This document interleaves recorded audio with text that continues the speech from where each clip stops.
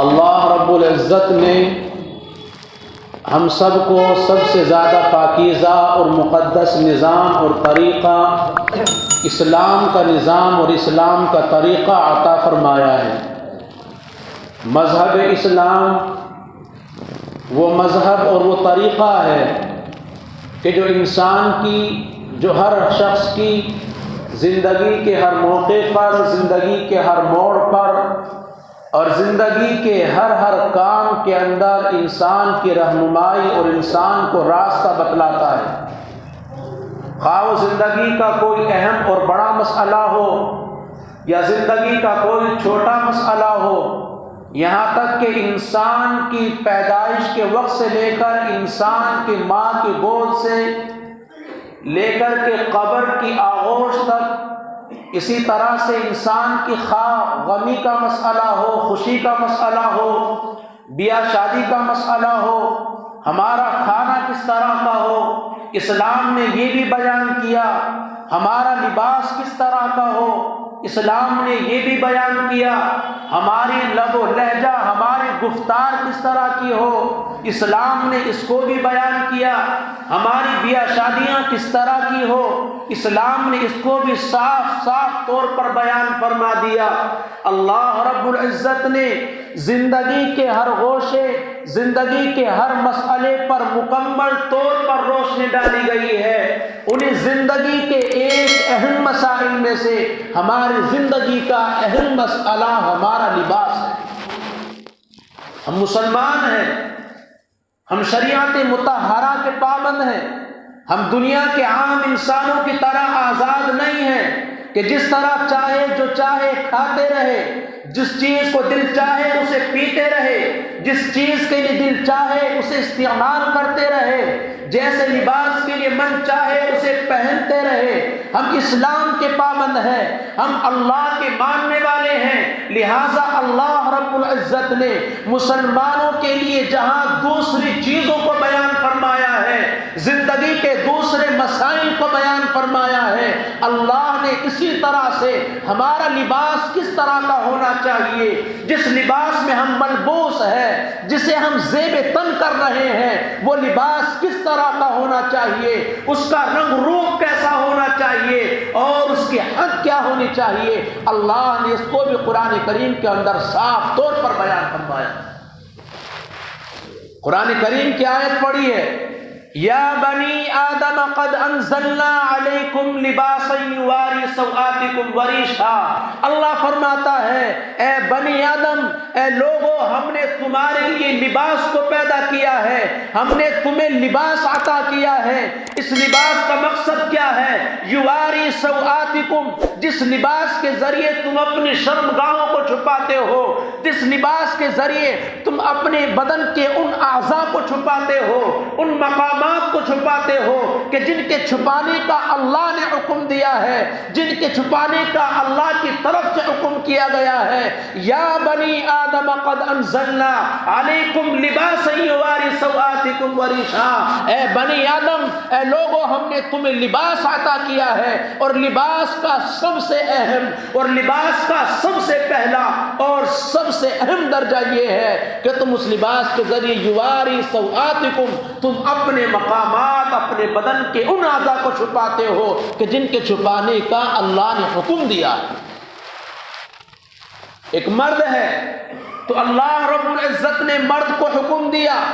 اور مرد کے بارے میں فرما دیا۔ اللہ رب العزت نے قرآن کریم کے اندر جس لباس کو ہمارے بدن کے چھپانے کا ذریعہ بتایا ہے، اس کے بارے میں علماء نے مسئلہ بیان فرما دیا ہے کہ اگر ایک مرد ہے، ہر بالغ عاقل مرد کے لیے، ہر بالغ عاقل مرد کا ناف سے لے کر کے گھٹنوں تک کا یہ بدن کا وہ حصہ ہے جسے ہم سطر کہتے ہیں، یہ بدن کا وہ حصہ ہے جن کا چھپا چھپانا ہر حال کے اندر فرض ہے۔ بدن کے یہ وہ اعضاء ہے جن کا حضر کے اندر، سفر کے اندر، گھر کے اندر ہو، آدمی کام کاج کے اندر مصروف ہو، آدمی نہانے کے اندر مصروف ہو، علماء نے مسئلہ بیان فرما دیا کہ سب سے بہترین طریقہ یہ ہے کہ اگر انسان غسل بھی کر رہا ہے، اگر انسان تنہائی کے اندر ہے، اگر کوئی اسے دیکھ بھی نہیں سکتا ہے، اگر کسی کی نظر اس کے اوپر نہیں پڑ سکتی ہے، لیکن بہترین طریقہ یہ ہے، حیا کا اعلیٰ درجہ یہ ہے کہ انسان تنہا جب غسل کر رہا ہو اس وقت بھی اپنے سطر کو چھپائے۔ لیکن اس کے علاوہ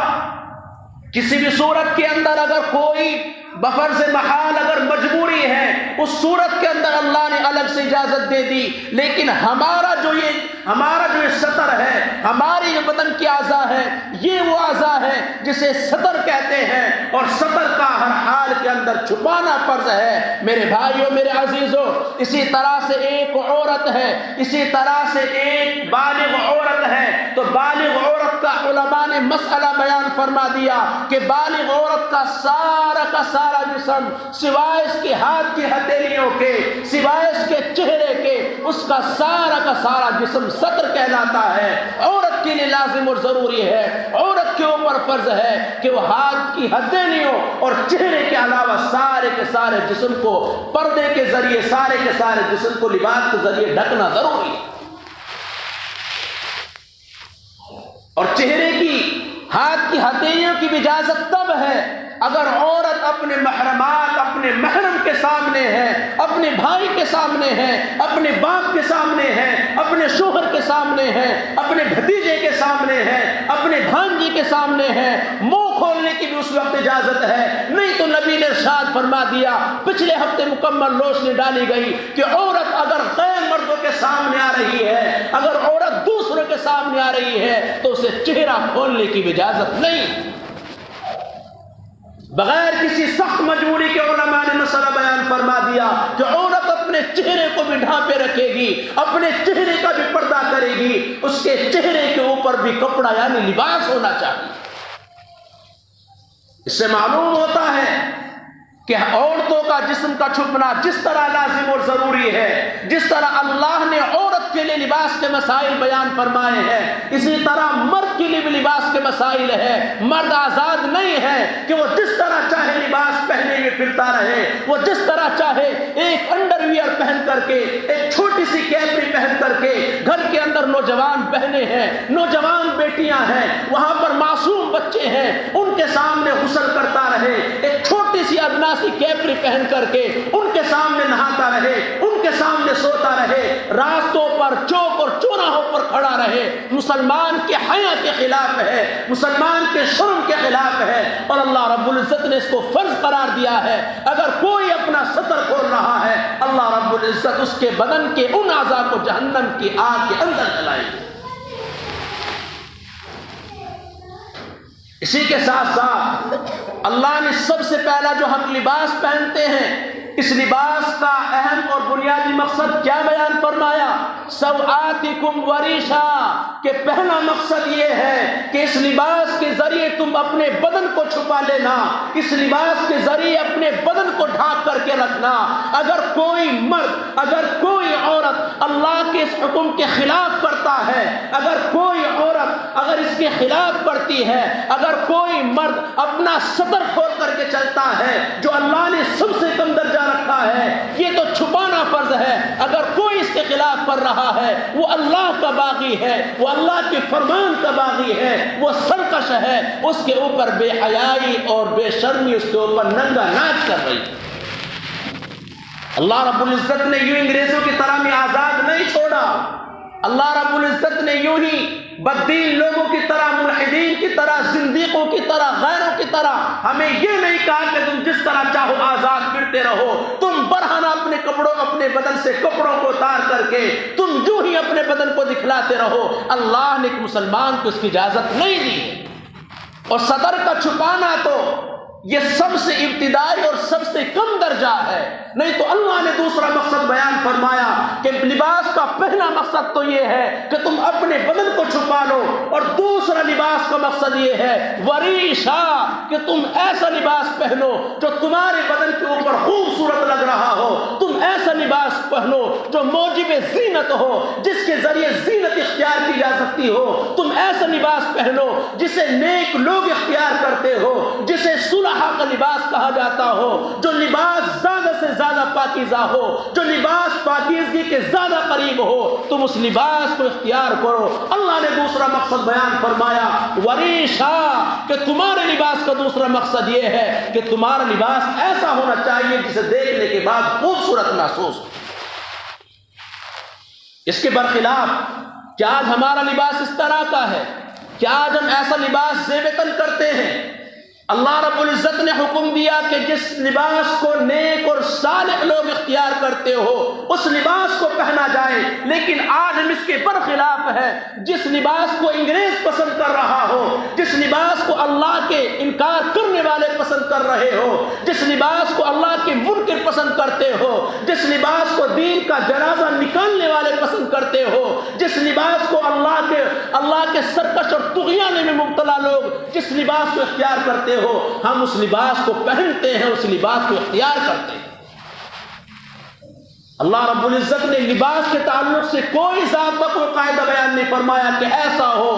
اس طرح کا پہنو، لیکن کچھ شرائط بیان کی ہے، اور وہ شرائط مردوں کے لیے بھی ہے، وہ شرائط عورتوں کے لیے بھی ہے، وہ شرائط ہر شخص کے لیے ہے، جس کے اندر اللہ نے پہلی شرط تو یہ قرار دی کہ اس کے ذریعے تمہارا ستر چھپا ہوا ہو، دوسرا لباس ایسا ہو جو تمہارے بدن پر اچھا لگ رہا ہو، جو پاکیزگی کے زیادہ قریب ہو۔ آج جو ہم لباس پہن رہے ہوتے ہیں، اس لباس کو پہننے کے بعد نہ ہم سجدہ اچھی طرح سے کر سکتے ہیں۔ ایک نوجوان سجدے کے اندر پڑا ہوا ہے، اللہ کو سجدہ کر رہا ہے، سجدے کے اندر سبحان ربی الاعلیٰ کہہ رہا ہے، اللہ کی تسبیح بیان کر رہا ہے، اللہ کی تحمید بیان کر رہا ہے، لیکن پیچھے سے جا کر کے دیکھو زیادہ تر نوجوانوں کے ساتھ میں یہ ہوتا ہے کہ اس کا پیچھے کا بدن کا حصہ کھل رہا ہے، اس کی سطر کھلی ہوئی،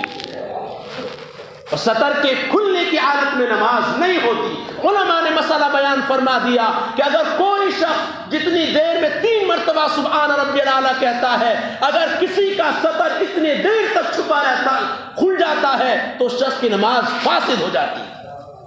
اسی طرح سے آج جو لباس ہم نے اختیار کر رکھا ہے،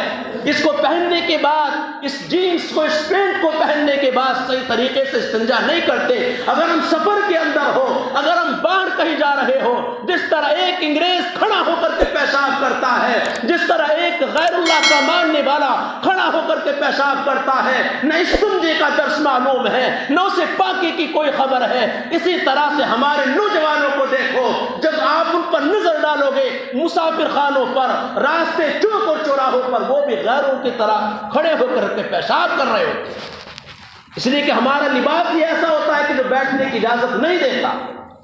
اسی لیے اللہ رب العزت نے ایک لمبا موضوع ہے، وقت کم ہے، اللہ نے ارشاد فرمایا کہ تمہارا لباس ایسا ہو جو دیکھنے میں بہتر محسوس ہو رہا ہو۔ لہذا علماء نے یہ بھی مسئلہ بیان فرما دیا کہ اسلامی لباس وہ لباس ہے کہ جس علاقے کے علماء، جس علاقے کے صلحاء، جس علاقے کے نیک لوگ جس لباس کو اختیار کرے، خواہ وہ نیک عورتیں ہو یا نیک مرد ہو، جس لباس کو جس علاقے کے علماء صلحاء نیک لوگ اختیار کر لے، وہی پاکیزہ، وہی اسلامی اور سب سے بہتر لباس ہے۔ ہمارے علاقے کے اندر کرتا پاجامہ پسند کیا جاتا ہے، اور اللہ کے نبی صلی اللہ علیہ وسلم حدیث پاک کے اندر آتا ہے کہ اللہ کے نبی کو قمیص سب سے زیادہ پسند تھی۔ اسی طریقے سے 3 شرطیں اور بیان فرما دی کہ تم جو لباس پہن رہے ہو اس لباس کو سب سے پہلے یہ دیکھو کہ اس لباس کا رنگ سرخ نہ ہو، مرد کے لیے سرخ لباس کی اجازت نہیں ہے۔ اسی طریقے سے جو لباس تم خرید رہے ہو، جو لباس تم پہن رہے ہو، وہ لباس کسی قوم کا مذہبی شعار نہ سمجھا جاتا ہو۔ مثال کے طور پر ہمارے ہندوؤں کے ہاں گیہوں جسے نارنگی کلر بولتے ہیں مذہبی رنگ سمجھا جاتا ہے. اگر کوئی اس کلر کو اختیار کر رہا ہے، اسی طریقے سے اگر کوئی نوجوان ہے خواہ وہ کسی آفس میں جاتا ہو، کسی کاروبار میں مصروف ہو، ایک جسے ہم ٹائی بولتے ہیں، یہ انگریزوں کا ٹائٹل سمجھا جاتا ہے، یہ ان کے مذہبی شعار میں سمجھا جاتا ہے، اگر ہم کسی بھی اختیار کر رہے ہیں تو ہم غیروں کی مشابہت اختیار کرنے والے ہیں.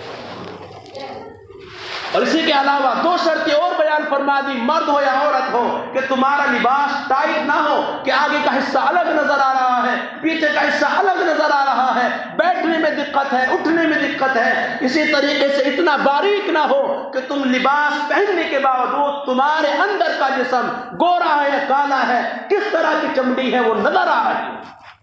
تو ہمارا لباس نہ اتنا باریک ہو، نہ اتنا چست ہو. میرے بھائیوں، میرے عزیزو، اللہ کے نبی صلی اللہ علیہ وسلم نے ارشاد فرمایا، من تشبہ بقوم فہو منہم، کہ مسلمانوں سنو، تم جس کی مشابہت اختیار کرو گے، جس قوم کا طور طریقہ اپناؤ گے، جس قوم کا لباس اپناؤ گے، جس قوم کا لب و لہجہ اپناؤ گے، جس قوم کا طور طریقہ انداز اختیار کرو گے، اللہ کے نبی نے ارشاد فرمایا فہو منہم، وہ انہی کے اندر سے.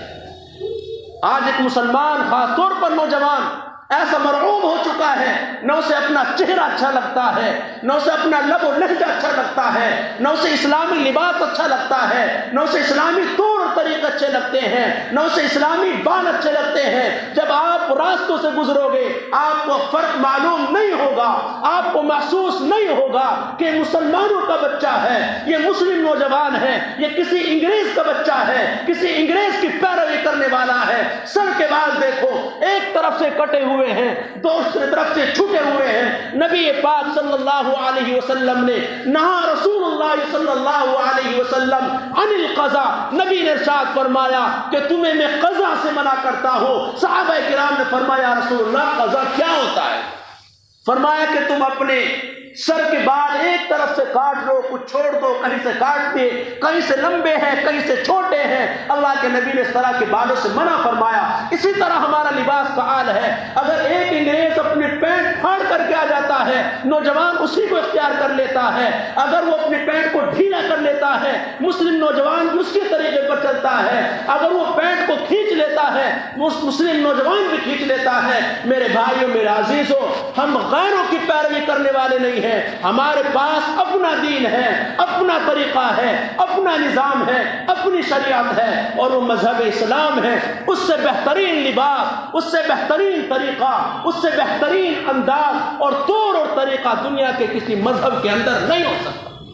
اس لیے میرے بھائیوں، میرے عزیزوں، وقت مختصر ہے. ہم سب کو اپنی ساری کی ساری چیزوں پر غور کرنا ہے، اور ہمیں لباس ایسا پہننا ہے کہ کم از کم ہمیں کھڑا ہو کر کے کوئی اجنبی آدمی یہ کہہ سکے کہ مسلمان لگ رہا. آج ہمارے اندر اور غیروں کے اندر کوئی فرق معلوم نہیں ہوتا. اگر کوئی اجنبی انسان ہے، سوچنا پڑتا ہے کہ اسے سلام کرنا ہے نہیں کرنا ہے، اس لیے کہ نہ چہرے کے اوپر داڑھی ہے، نہ سر کے اوپر ٹوپی ہے، نہ کرتا پائجامہ ہے. کوئی پہچان، کوئی شناخت مسلمانوں کی سے محسوس نہیں ہوتی. افسوس کا مقام ہے، ہم مسلمان، ہم رسول اللہ کے امتی، ہم جنت کے مدعی اور دعویٰ کرنے والے، اور ہماری پہچان جنت والوں کی نہیں ہے، ہماری پہچان رسول اللہ کے غلاموں کی نہیں ہے، ہماری پہچان اسلام کے ماننے والوں کی نہیں ہے، بلکہ غیروں کے طریقے کو اپنائے ہوئے ہیں. میرے بھائیوں، ہمیں فکر کرنی ہے، سوچنا ہے کہ ہم کس کو بن سنور کر کے دکھا رہے ہیں. ہم غیروں کے طریقے کو اختیار کر رہے ہیں، ہم اپنے اللہ کو ناراض کر رہے ہیں. اس لیے میرے بھائیوں، میرے عزیزوں، ہمیں ساری چیزوں کے اندر، خاص طور پر نوجوان طبقہ، بچی ہوں بچیاں ہوں، اپنا لباس اسلامی اختیار کرے، باریک نہ ہو، زیادہ چست و ٹائٹ نہ ہو. اللہ رب العزت ہم سب کو ان باتوں پر عمل کی توفیق نصیب فرمائے. آمین. وآخر دعوانا الحمدللہ.